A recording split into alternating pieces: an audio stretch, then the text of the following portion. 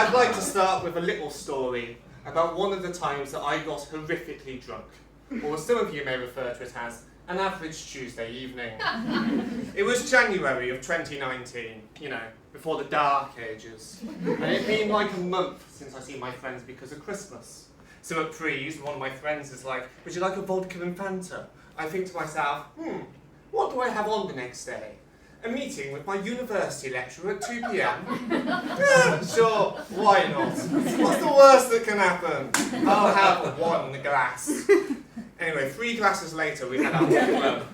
I'm tipsy at this point, and it turns out that tipsy me is particularly receptive to the receiving of further alcoholic beverages, particularly if tipsy me is not paying for them. As I have a very responsible group of friends, I wasn't. I learned a lot about myself that night. I learned that I'm a lot like Liam Neeson, and that I have a very particular set of skills. So my particular skill set consists entirely of downing dirty alcoholic pints. I was so good at it that the club I was at, gave me a prize for it and everything. Great. I'm not going to get cast in the next Taken movie with that skill set, am I? No. I'll just end up as an extra on the Hangover Part 4. I drunkenly wandered onto set that day. And to top it all off, you know what the prize the flag gave me was? It was a shot. A shot!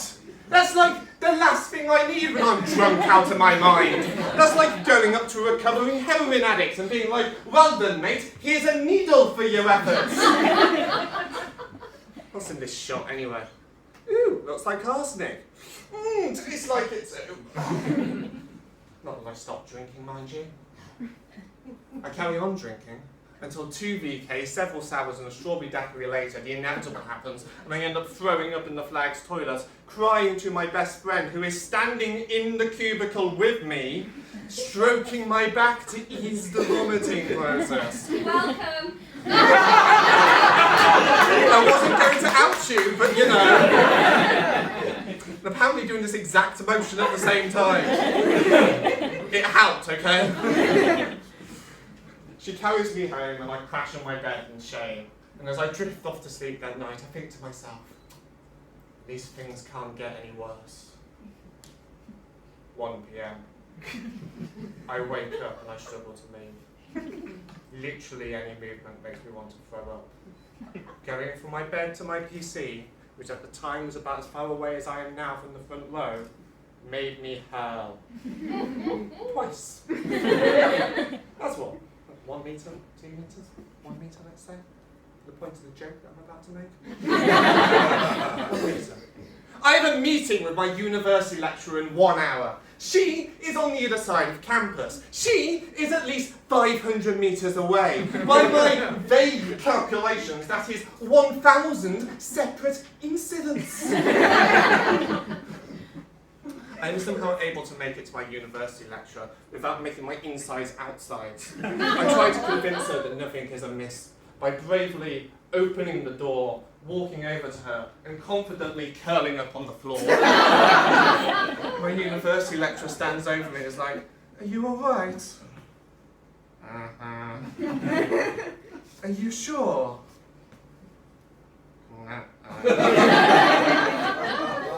"Would you like me to get you a bottle of sparkling water?" Now, I'm sorry to my university lecturer. She can't be here tonight. She's in Nottingham doing Nottingham things. But I hate the taste of sparkling water. Like, it tastes like bubbly rat poison. I can't stand it. But apparently, hungover me is just as receptive to free drinks as tipsy. She gets me a bottle of sparkling water, and then marks a draft for some review I had to write. She basically says that it's terrible and to do it again, but not before I spend the next 15 minutes curled up on the floor trying to summon the energy to leave. Eventually I do just that.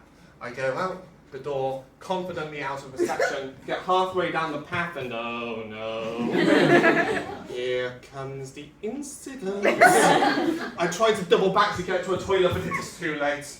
I am going to throw up here and now, and there is nothing on God's green earth that is going to stop me. In front of me, there is a bin and a bush, so naturally I throw up on the floor. In broad all day that. As the glares of several passerbys look at me in disgust, reenacting the story of the Good Samaritan, but without the Good Samaritan.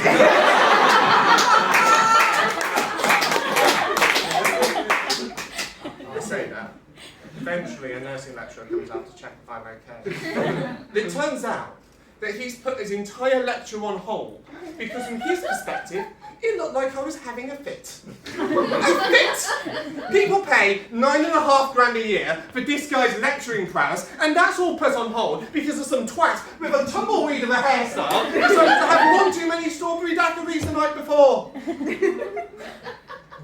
He asked me if I'm okay, if I have any underlying health conditions, and I say, to be honest, mate, I'm just hungover. And he's like, best reason for it. And I'm like, is it? Is it though? If I had some kind of terminal vomiting disease, I'd at least be able to say that none of this was my fault. But it was all my fault. All of it. And I felt terrible. And so did the plants. I get home and I crash on my bed for the next 7 hours. And as I lay there, I think to myself, I'm never going to drink again. Never again. Until the next time, of course.